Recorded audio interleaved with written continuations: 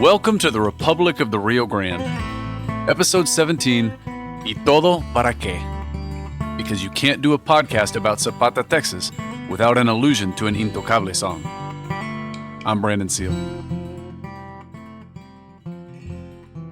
The 20th century Mexican historical canon will tell you that the Republic of the Rio Grande never existed. And they lead off with a pretty strong argument. Mexicans don't call the Rio Grande the Rio Grande. They call it the Rio Bravo. If anything, it should be the Republic of the Rio Bravo, shouldn't it? The great Mexican historian Josefina Vázquez, and I'm not saying that sarcastically, by the way, she's phenomenal, wrote a paper on the subject called The Supposed Republic of the Rio Grande, in which she makes the claim that, quote, this republic was mentioned only once in documents of the period, and this in a centralist newspaper that was reprinting an article from a Texas newspaper, end quote. The great Nuevo Laredo historian, Manuel Ceballos Ramirez, goes further, arguing that the history of the Republic of the Rio Grande was, quote-unquote, invented in order to suggest a pre-existent Tejanidad, or Texanness, of the Mexican citizens of the region as, quote, justification for Texan and North American expansionism, end quote. But something clearly was going on between 1838 and 1840 in the Rio Grande Villas. Something that men were willing to fight and die for. Maybe that something wasn't specifically called the Republic of the Rio Grande, but as early as November 13th, 1839, you can find mention in a Veracruz newspaper of the, quote, New Republic of North Mexico, end quote. You can find the same phrase in a letter on December 7th, 1839. Then, as well, on January 17th, 1840, you can find a disparaging reference in a centralist Matamoros newspaper to Canales', quote, República Norte Mexicana, end quote. By March 3rd, 1840, a month or so after the convention at Casablanca, we get our first mention in English of the, quote, establishment of the Republic of the Rio Grande, end quote. Later that same year, Antonio Canales himself signed a debt instrument in his capacity as a representative of the, quote, government of Rio Grande, end quote. And in another letter, around the same time, he makes reference to the, quote, president of the provisional government of the free states of the Mexican Republic, end quote. So to say that there was never a Republic of the Rio Grande is a little bit of a semantic argument, but it may even still be a losing argument at that. But it's not a surprise, because Mexican historiography has always been dominated by the center, in much the same way that the Mexican nation is. The nation itself takes its name from the center, and it's often unclear even to Mexicans whether they're talking about Mexico City or the Republic of Mexico at large when they refer to Mexico. For this and many other reasons, northern frontier Mexicans have always felt themselves to be a bit of a breed apart, a neglected, if not forgotten, sibling of the states in the center. This isn't just because people in Mexico City still haven't even heard of Topo Chico mineral water. Seriously, walk into a restaurant in Mexico City and order Topo Chico, and the waiter will look at you and try and figure out why you're asking him for a tiny mammal. No, the causes are more deep-rooted, and it's because the concerns of the northern frontier have almost always been forced to take a back seat to the projects of the Mexican center. In many ways, the great Federalist-Centralist struggle in 19th century Mexico was a proxy for this culture war between northern and central Mexicans. The northern provincials fighting for regional autonomy and low tariffs, the central metropolitans claiming a monopoly on sovereignty and taxation. Actually, that same Nuevo Laredo historian that I mentioned a moment ago has argued pretty persuasively that the Mexican Revolution of 1910 was actually just another northeastern Federalist-y Mexican revolt, set off by a man from Coahuila in the name of long-festering regional frustrations with an autocratic centralist government in Mexico City, and launching his movement from reliable old Federalist bases like San Antonio and Laredo. And here's an even more recent data point. In December of 2020, fed up with the highly centralizing impulses of the current Mexican presidential administration, 10 of Mexico's governors, principally from the northern states, formed an alliance to oppose the president's economic policies. And do you know what they called themselves? The Federalist Alliance. La Alianza Federalista. And do you know which three states organized this alliance? If you said Coahuila, Nuevo León, and Tamaulipas, then you've been paying attention.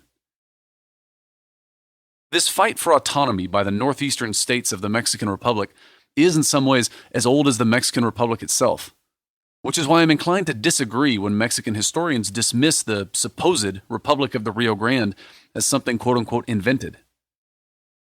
But in part, these Mexican historians are countering a similarly misguided argument from the Anglo tradition. It's the idea that you see sometimes in old Texas histories that these Rio Grande and northeastern Mexican federalists were fighting for a Texan-inspired Anglo-American form of independence. That doesn't seem to be the case, as we've seen throughout this series. No, these northeastern Mexican federalists seem to have something very different in mind. If I can generalize for a second from my own experience, I guess I grew up with the idea of independence, or at least of American independence, as something like a fresh start. Quote, keep ancient lands, your storied pomp. Give me your tired, your poor, your huddled masses, yearning to breathe free, end quote. The Statue of Liberty cries out. The idea being that America itself represents a cutting off of everything that came before, a leaving behind of the corruption of European monarchs, the wickedness of foreign despots, the tragedies of failed states. Indeed, the idea I have is that the Anglo-American ideal of independence expects and sort of demands that we leave behind our individual pasts in order to be a part of a shared future. But the Mexican tradition views the issue a little differently. I hope you'll recall here the Hispanic legal tradition that we've talked about throughout this series, which was built on self-government at the level of the town, of the pueblos, which were bound to other pueblos through history, culture, faith, and sometimes, but not always, through a shared sovereign. In a succession crisis under this system, for example, your town and my town might disagree on who the king should be, and we can govern ourselves in the meantime just fine. Just don't think that your town gets to govern my town if your king wins. No, the king or the sovereign is somehow supposed to be above all of that. But of course, what does this mean, as in the case of Mexico in 1821 and especially 1824, when there no longer is a king? Well, it doesn't mean that I'm all of a sudden going to deny my historical and cultural ties with other parts of Spanish North America. But it does mean that I will fight to the death anyone in Spanish North America who tries to lay a claim of sovereignty over me. I think, anyway, that this is what Bernardo Gutierrez de Lara and others had in mind back in 1813 when they declared Texas, quote, free and independent, end quote, while also declaring it, quote, inviolably joined, end quote, to the Mexican Republic.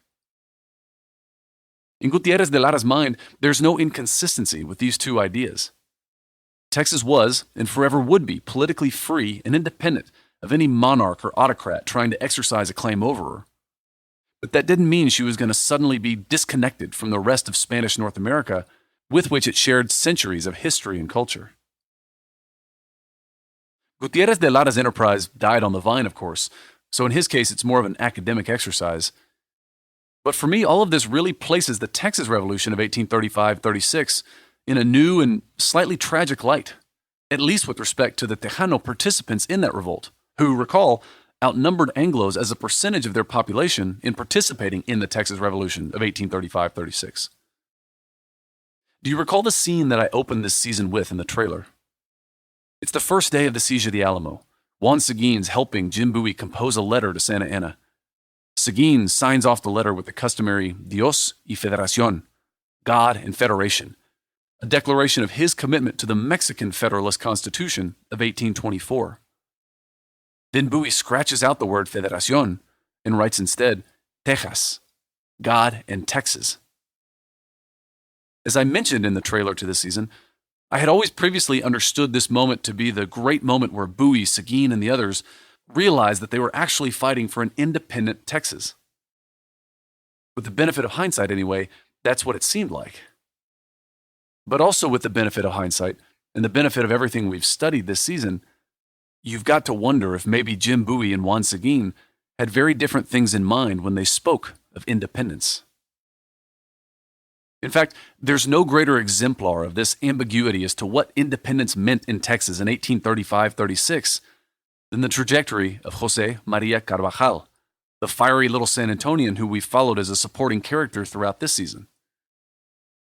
In 1835, Carvajal was one of the most radical opponents of Santa Anna's government, risking and losing most of his personal fortune attempting to arm the early stages of the Texas Revolution. But when he was elected to the Independence Convention at Washington on the Brazos in February of 1836, he declined to attend, sensing that Tejanos like him had lost control of their own movement. Juan Seguin persisted longer, becoming the great Tejano hero of the Texas Revolution, but then becoming, within the decade, the most tragic proof that, in 1842 anyway, it wasn't possible to be culturally Tejano and politically Texian.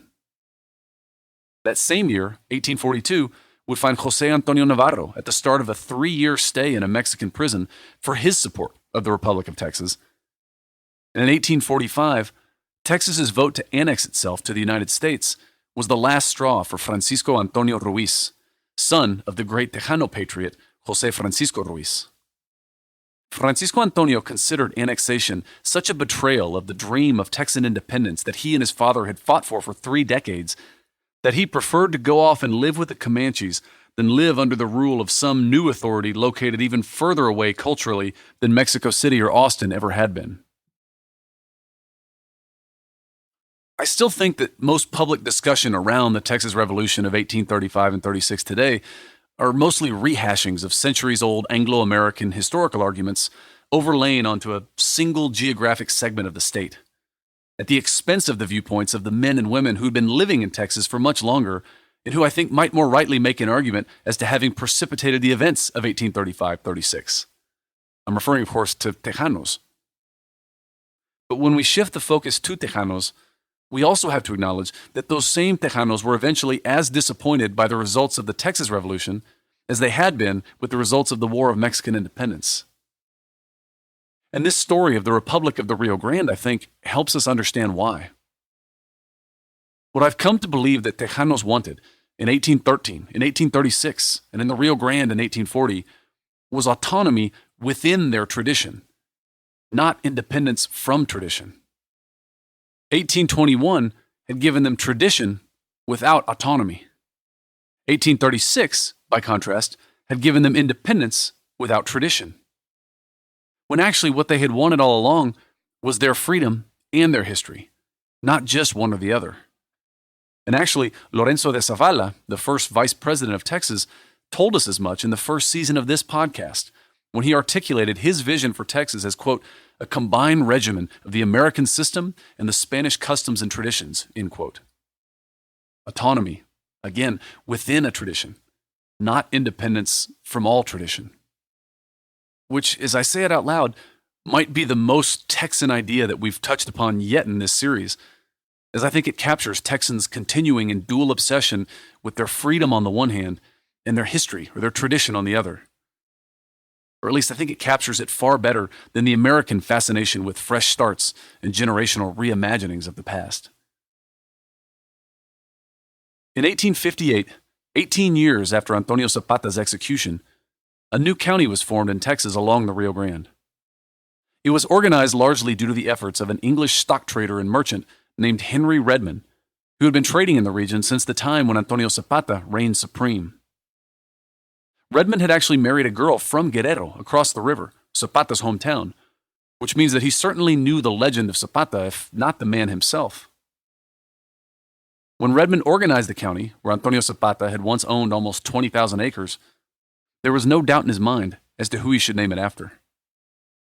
Thus, Zapata County was formed, the only county in Texas named for an African American as far as I know, and so named in 1858, when slavery was still legal in the state. Fittingly, the little Carrizo Indian village sitting across from Guerrero became the county seat of Zapata County. And eventually, they renamed it too, for the man that the Carrizo Comecrudo tribe still claims as one of their own, Zapata.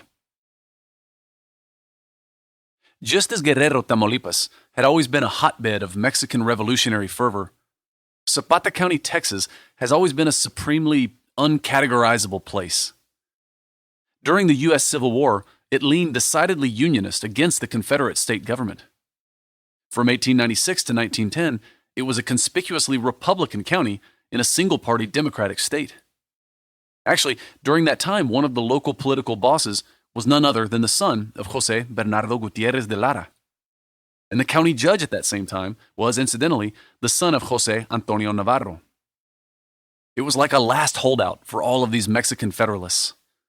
The Kingdom of Zapata, they came to call it, for its insularity and peculiarity. And as proof of the county's continuing uncategorizability, in 2016, Hillary Clinton won Zapata County by 33 percentage points. But in 2020, Trump won it by 5 points, marking a 38-point swing, the second largest single county swing in the nation, behind only neighboring Starr County.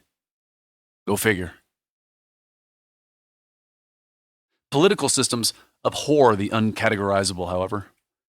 And so when in the 1940s the United States and Mexican governments got together and planned a dam for the lower Rio Grande Valley, perhaps it wasn't an accident that the towns that they flooded to make that reservoir were those of old revolutionary Guerrero, Tamaulipas, and oddball Zapata, Texas.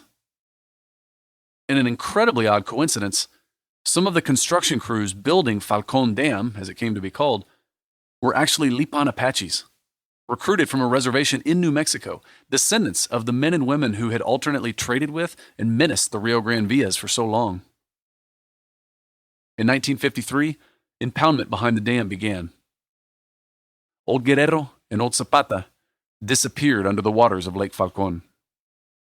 By 1954, all that was visible above the waterline was the cupola of Guerrero's red sandstone church, the church where young Antonio Zapata had been baptized, facing the plaza where Zapata's severed head had later been displayed. Antonio Zapata has endured as a hero of the lower Rio Grande Valley and of Texas history buffs in general. True, it's anachronistic to acclaim Zapata a Texan, as his biographer J.J. Gallegos points out, quote, "Born a subject of the Spanish crown, Zapata died a Mexican," end quote. Yet so too did every defender of the Alamo, in theory at least. And the truth is that Zapata will probably never get his due in the Mexican centralizing canon, because he was such an unrepentant provincial, a proud and independent borderlander. But every Texan knows that Texan identity is most truly and continuously reborn on the border, on the frontera, on the frontier. And Antonio Zapata represents the paradigmatic frontiersman. Even 19th century Anglo-Texans recognized in Zapata's desire for autonomy within a tradition something that they could identify with, even if they had no cultural claim to that tradition themselves. Which, quite frankly, I can recognize too. It's no different than how I, as a mere second-generation Texan, can find so much meaning in the history of a place that my people had nothing to do with shaping. Like many Texans, my folks didn't come here for a fresh start. We came here to be a part of something that started a long time ago.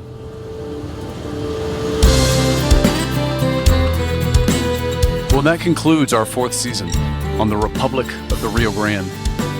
If you enjoyed this podcast, I'd love it if you'd tell your friends about it or share it on social media. But even better, if you have ideas or topics that you'd like to hear about in future seasons, leave reviews for me on iTunes or Stitcher or Spotify or wherever you listen to your podcasts, and let me know your suggestions. I'm considering a couple different options for next season. The Lipan Apaches, the settlement of El Paso, Texas, and Paso del Norte, and a bunch of others. Let me know what you think. I'd love to hear from you, and thank you again. In February of 2022, we'll be conducting almost a month's worth of fieldwork to uncover archaeological evidence for the location of the Battle of Medina, the largest battle in Texas history. If you want to learn more about the battle, go back and listen to Season 2 of this series.